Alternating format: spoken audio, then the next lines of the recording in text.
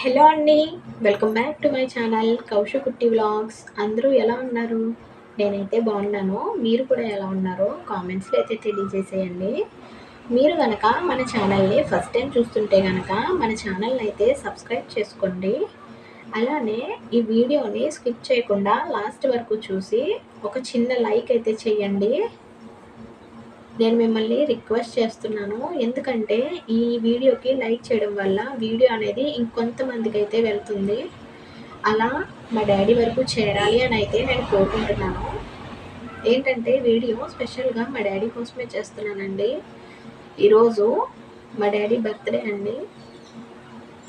Daddy, I wish you many more happy returns of the day.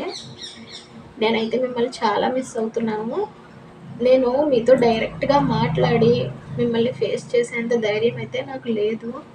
అందుకే ఇలా video అయితే చేస్తున్నాను. నన్ను తప్పుగా అయితే అనుకోవద్దు. మీతో మాట్లాడి 5 ఇయర్స్ అవుతుంది. అసలు ఈ 5 సంవత్సరాలు కూడా మీతో మాట్లాడకుండా ఉంటాను అని నేను అస్సలు అనుకోలేదు. నేను అనుకున్న ఆ టైంలో నేను చేసిందే కరెక్ట్ అనిపించింది. ఎందుకంటే మీరు ఇంట్లో వాళ్ళు ఎలా ఉన్నా కానీ బయట వాళ్ళు ఎక్కువ హెరాస్ చేయడం, ఆ మాటలు ఇవన్నీ నేను తట్టుకోలేకపోయాను. ఇంకా నాకు ఆ టైంలో నేను బయటికి వెళ్ళిపోవడమే మంచిది అనిపించింది. ఆ టైంలో అయితే నేను ఇంకా మీరు లేరు కూడా ఇక్కడ. నేనైతే వచ్చేసాను బయటికి. నేను అనుకున్నా ఎప్పటికైనా మీకు నా మీద కోపం తగ్గి నాతోటైతే మాట్లాడతారు అని నేను అనుకున్నాను. కానీ నాకు తెలుసు మీకు నా మీద ఎంత కోపంగా ఉందో. ఇప్పటికి 5 ఇయర్స్ అయింది. కానీ ఒక్కసారి కూడా నాతో మాట్లాడలేదు. బయట కొంతమంది కూడా చెప్తున్నారు, మీ డాడీకి ఇద్దరే పిల్లలని చెప్తున్నారు, నీ మీద చాలా కోపంగా ఉంది అని అన్నారు. నాకైతే చాలా బాధ అనిపించింది. చిన్నప్పుడు డాడీ సినిమా చూస్తేనే ఏడ్చేసేదాన్ని నేను.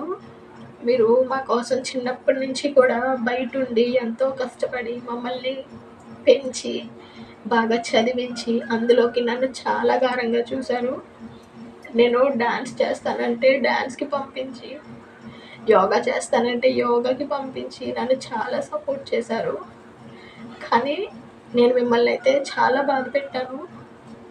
I'm so sorry daddy. నేను అసలు అనుకోలేదు నేను ఇలా చేస్తానని. నేను అస్సలు అనుకోలేదు. ఆ టైంలో ఎందుకు అలా చేశానో కూడా నాకు తెలీదు. అయిపోయింది, ఇంకిద్దరు పిల్లలు పుట్టారు, ఖచ్చితంగా మీరు నాతో మాట్లాడతారు అని అనుకున్నాను. కానీ మాట్లాడలేదు. నేను వెళ్ళిపోయేటప్పుడు మీ ఫోటో అయితే తీసుకున్నాను. అది నేను ప్రెగ్నెంట్గా ఉన్నప్పుడు మేము ఇల్లు మారుతున్నప్పుడు ఇల్లు కట్టుకుంటుంటే ఆ ఫోటో కూడా మిస్ అయిపోయింది. చాలా ఏడ్చేసాను. ఫోటో కూడా లేదు, ఫోటో కూడా మిస్ అయిపోయింది అని. కానీ మా చిన్నోడు పుట్టాక వాడిని చూస్తే నాకు మీరే గుర్తొచ్చేవారు. ఎందుకంటే మీ చిన్నప్పుడు ఫొటోస్ చూసాను, మీరు ఎలా ఉన్నారో సేమ్ టు సేమ్ మా చిన్నోడు కూడా అలానే ఉన్నాడు. ఇంక నేను అనుకున్న ఫోటో మిస్ అయినా కానీ మా చిన్నోళ్ళు అయితే మిమ్మల్ని చూసుకొచ్చని.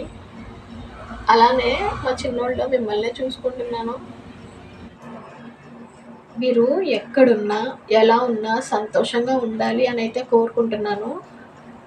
మీరు అలానే మమ్మీ, మన ఫ్యామిలీ అందరూ కూడా నాకు చాలా గుర్తొస్తున్నారు.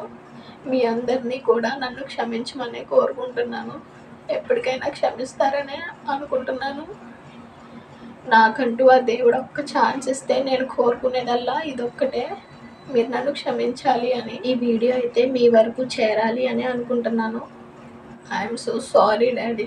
నేను మిమ్మల్ని క్షమించమని కోరేంత అర్హత కూడా నాకు లేదు.